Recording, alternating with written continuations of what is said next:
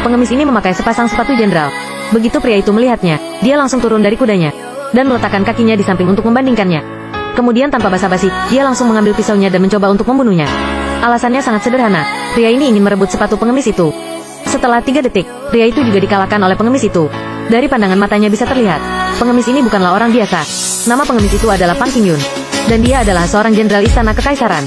Tapi beberapa hari yang lalu, dia dikhianati oleh pasukannya dalam pertempuran dengan tentara Taiping. Dia juga bisa selamat setelah berpura-pura mati. Kemudian, dia melarikan diri bersama orang-orang.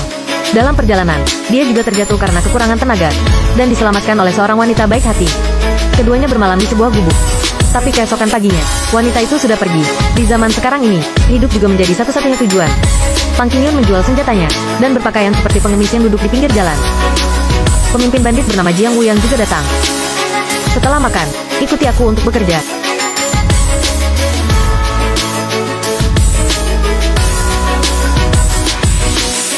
Lalu muncullah adegan yang ada di awal video. Jiang Wuyang yang melihat Pan Qingyun yang sangat terampil itu, juga mengajaknya untuk bekerja sama. Aku akan membawamu untuk bertemu dengan saudara tertua.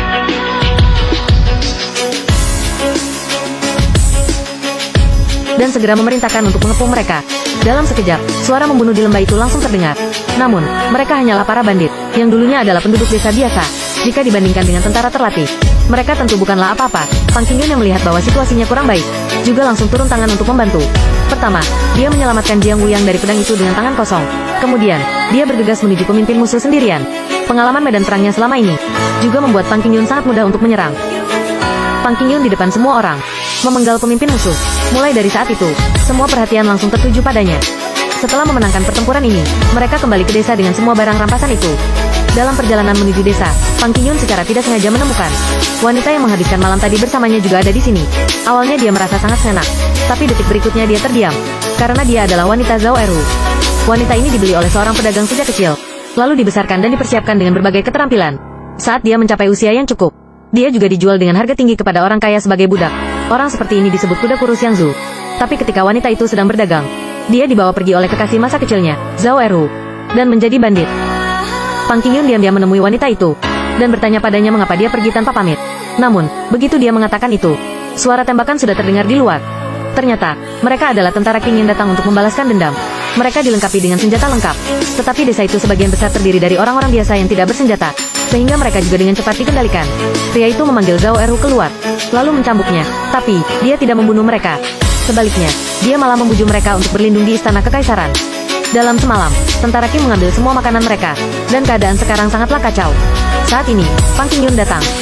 Mengapa tidak bergabung dengan tentara? Setelah bergabung dengan tentara, kamu akan mendapat gaji militer, lalu membeli makanan untuk menghidupi mereka. Tentara juga akan mendapat senjata. Setelah mempunyai senjata, maka tidak akan ada yang berani untuk menggertak kita. Dengan rayuan yang seperti itu, juga membuat Zhao Erhu terguncang. Demi warganya, mereka memutuskan untuk bergabung dengan tentara. Sebelum itu, Pan Qingyun, Zhao Erhu, dan Jiang Wuyang membuat sumpah, jika tidak bisa hidup bersama maka mereka akan mati bersama. Sejak saat itu, ketiganya juga diurutkan berdasarkan usia. Pan Qingyun yang menjadi saudara tertua, Zhao Erhu menjadi saudara kedua, dan Jiang Wuyang menjadi yang termuda.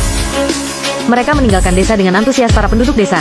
Setelah itu, ketiganya datang ke Dewan Agung. 3 orang dewan itu duduk berhadapan di sebuah aula.